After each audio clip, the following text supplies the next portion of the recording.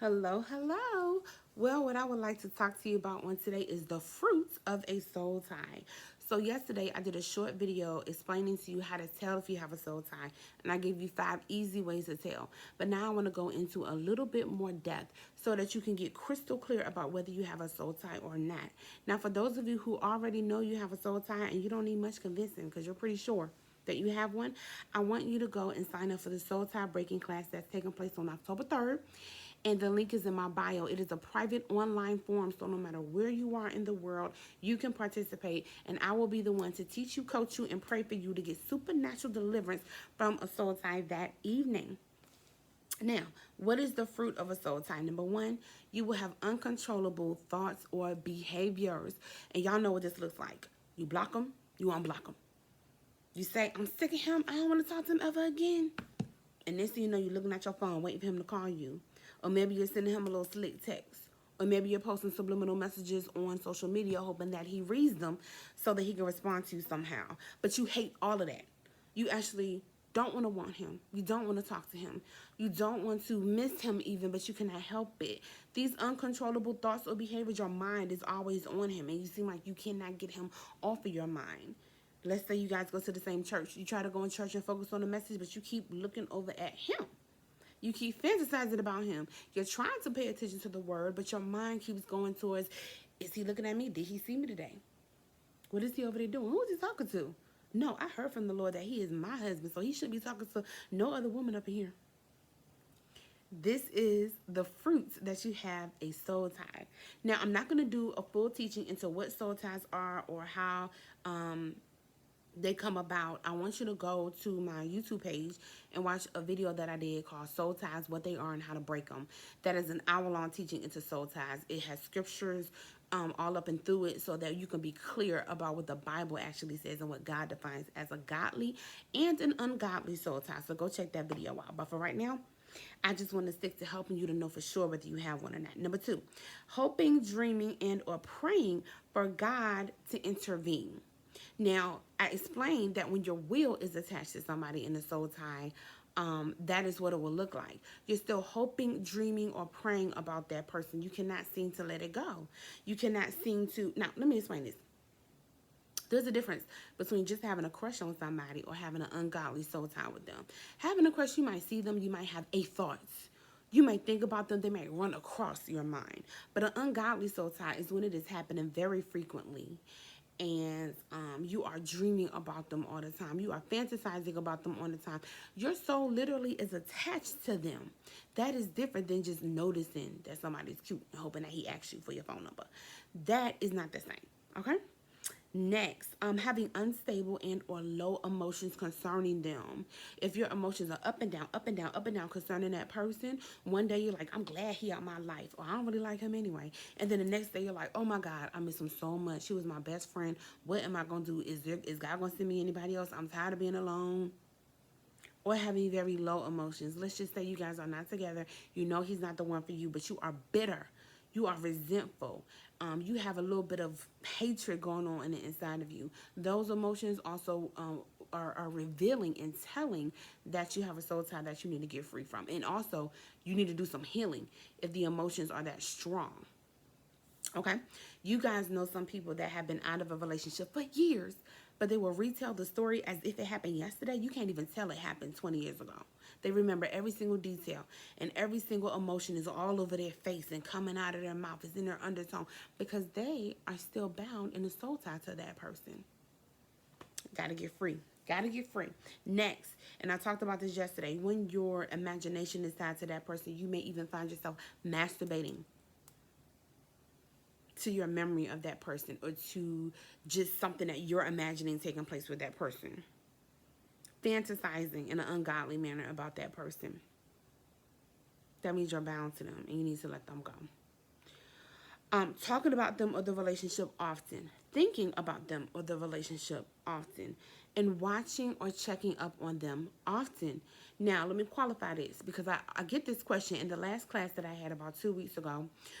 Somebody said, well, how can I tell if it's a soul tie if I check on my ex? I do go and look at his page on social media every now and then. Does that mean I have a soul tie or not? Here's how you want to really be able to tell. First of all, the frequency of how often you're checking on them, and then number two, the motive and your heart's intention when you're checking on them. Are you just randomly checking because you just like, I wonder what he's up to, let me go see, and you know what I mean? It's really not a big deal. Just it's simply because you're bored in that moment and you're just wondering and curious about what he got going on. Or are you checking on him because you're like, what is he doing? Let me just see. Let me just make sure that he ain't posting up here with no other chick because he better still be single because I'm single. Let me just go and see what's going on with him because man, I miss him so much. I just cannot take my eyes off of him. I cannot get my mind off of him, and I have to stay connected with him. So if all I can do is watch him on social media and see what he's doing, at least I know I'm still a part of his life. What is your heart's motive? What are you thinking about when you go to check on them?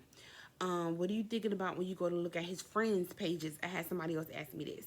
They said, well, what if I'm going to his friend's page or his mom's page? Does that mean I have a soul tie? Again, what's the frequency and what is the motive? Are you going to check on his friend and his mom page because you want to still use them as some type of entryway to stay in his life? Are you checking on them and reaching out to these people because you still want a connection to him? Even though you can't have him, you still want to be there just in case he comes back around and he starts to act right. What is the motive? What is the intention? So that is really how you can tell. That is a very, very short and sweet way to be able to tell if you have a soul tie or not. That is the fruit that you will see taking place. And the fruit is always going to be the outward expression of what is going on within you. So when you look at the outward expression of what is going on in your mind, in your heart, in your spirit, in your soul, that is how you can tell if you're really bound to somebody or not. Now, you want to get free. Because if your soul is not in a proper position to give and receive love, God is not going to send you the pure agape love it is that he has available for you. No, don't get me wrong. I'm not talking about the love of Christ. I'm talking about the love that's going to come from the man it is that you're praying for. Because he's going to love you with the love of Christ, right? So he's coming with this pure and amazing love to love you, to love your children, to cover you, to support you, to treat you so wonderful and make you so happy, right? As you guys are loving one another and glorifying God in your marriage. But God can't send you all that when you still got bitter, resentful emotions, when you're still fantasizing and masturbating about another man, when you are still stuck in your soul and in your heart and in your mind to a whole nother person. And y'all know, y'all have dated men before that were not over their girlfriend. Let's just turn this table around. Would you want a man who's still bound to another woman? You would not. Would you want a man who's still masturbating to another woman? Would you want a man who's still checking up on another woman? Who's still keeping in touch with that woman's dad, mother, brother? Would you want a man who is still wrapped up in the spirit and in his heart and in his soul to another woman? You wouldn't want that. And so I believe that God is a just God, and he's not going to subject his son to being with you when you are still tied up and attached to a whole nother man. And likewise, God is not going to send you a man that still has a soul tie to another woman, okay? So it's important that you get this. It's important that you get this and that you make a decision to break free from the soul tie. Don't just listen to me teach about a soul tie series and then nonchalantly walk away and say, okay, well, I think I may have one, but it's okay. I'm going to get over it sooner or later. Because if you could have gotten over it by now, you would have. Also, I really want to be here for those of you who have a crush that has gone too far. Because every soul tie isn't because it's an ex and it's not because you had sex with that person. Some soul ties are simply because you have a crush that has gone too far. And there's a biblical example of that in Genesis 34, 1 through 3. You have a crush that's gone too far and you're starting to obsess over that person. You cannot focus on the things of God. You cannot focus on the works of God. You can't even focus on yourself right now because you're so focused on him. And I really want to help you. I want to be here for you, and I want to help you to get free. And nobody can help you get free better than me because I am called and chosen to help you get free, okay? So I hope to see you on October 3rd in the Soul Tie Breaking class. I was live a few minutes ago and I showed them a couple things they were going to get. But a couple things, bonuses that you do get. You do get How to Heal a Broken Heart, which is my first book. I've written 7 books. This is my very first book. You do get this book to download when you sign up for the soul tie breaking class. You also get a musical scripture reading where you can listen to the word of God about soul ties over some music. Let it play in your background. Let it play in your atmosphere. Let it saturate your atmosphere. Let it really prepare your heart and your soul and your mind for freedom that we're going to experience together in this soul tie breaking class. So I want you to go sign up, take advantage of those resources, and yeah, get free, girl. It's freedom time. Thanks for watching.